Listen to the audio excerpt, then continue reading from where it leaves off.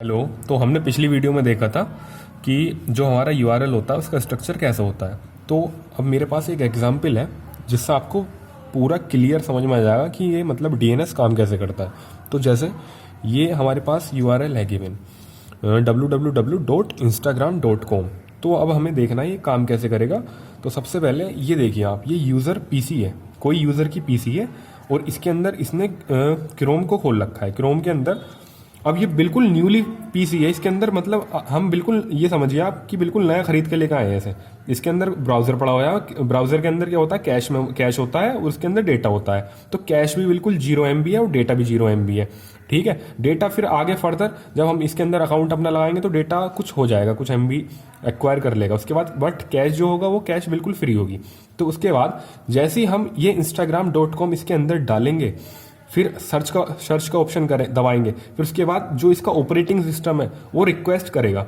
Request क्या करेगा कि मुझे जो इंस्टाग्राम का आईपी है वो मुझे दो, क्योंकि इसके पास तो अभी इंस्टाग्राम का आईपी है नहीं, तो ये डायरेक्टली वेब सर्वर को तो कनेक्ट कर नहीं सकता।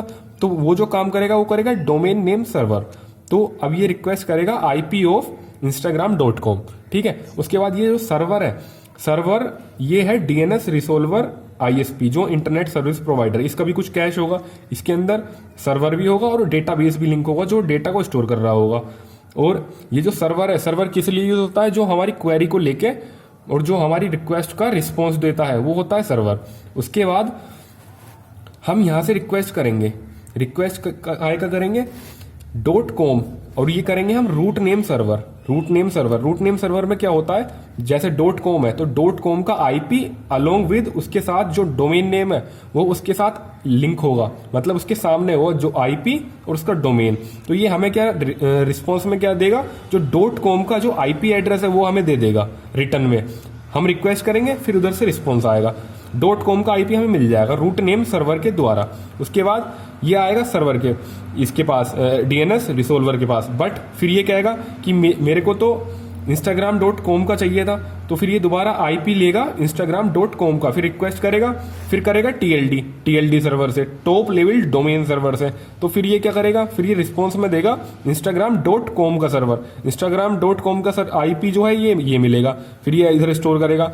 बट अभी इसको चाहिए पूरा www.instagram.com का आईपी, फिर ये इधर से रिक्वेस्ट करेगा ये एसएलडी सर्वर को करेगा, फिर ये इधर से रिस्पॉन्स देगा इस आईपी के साथ। जब ये आईपी से मिल जाएगा पूरा, तो ये क्या काम करेगा, ये जो आईपी है ये उसे अपनी कैश मेमोरी में सेव करेगा। कैश मेमोरी के सेव करने के बाद फिर ये इसको जो इनने जो रिक्वेस्ट करी थी यूजर ने ऑपरेटिंग सिस्टम के द्वारा, फिर ये रिस्पॉन्स देगा जो इंस्टाग्राम सर्वर का आईपी है ये अपने पास लेगा, ये अपने कैश मेमोरी में भी सेव करेगा उसको। फिर उसके बाद इजिली ये कनेक्ट करेगा वेब सर्वर से, वेब सर्वर को रिक्वेस्ट करेगा इस पेज के लिए।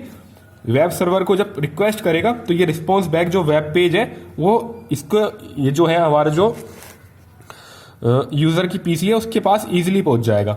उसके बाद ये जो आपको जो सर्वर दिखाई दे रहे हैं, ये root name server, TLD server और एसएलडी सर्वर, ये इंक्रीज हो सकते हैं। जो हमने यहाँ पे जो डोमेन डिस्कस करा है इसके अकॉर्डिंग, जितना लंबा डोमेन होगा उतने ये सर्वर इंक्रीज करते चले जाएंगे, ये सर्वर बढ़ते चले जाएंगे।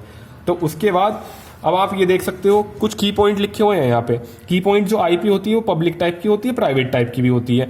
जो हमको जो सिम कार्ड मिलता है, जैसे हमारे पास एयरटेल है या बीएसएनएल है, तो जो हमारा इंटरनेट सर्विस प्रोवाइडर होता है वो जो हमारी आईपी है वो टाइम टू टाइम चेंज करता रहता है।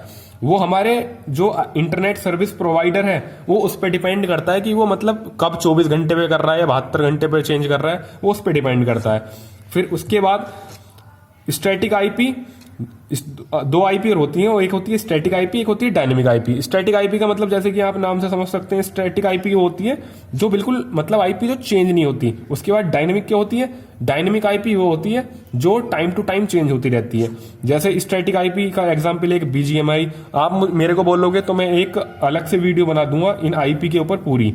उसके बाद आपने देखा होगा एक कॉमन एरर है HTTP 404। ये एरर कब आती है, जैसा कि मैंने अभी बताया कि जो आईपी होती है वो टाइम टू टाइम चेंज होती रहती है। अब जैसे कोई सर्वर है, सर्वर का कोई पेज है, तो वो उसका जो सर्वर का आईपी वो चेंज हो गया, बट जो हमारी डिवाइस है उसके जो कैश के अंदर है वो आईपी उसकी पुरानी वाली सेव है।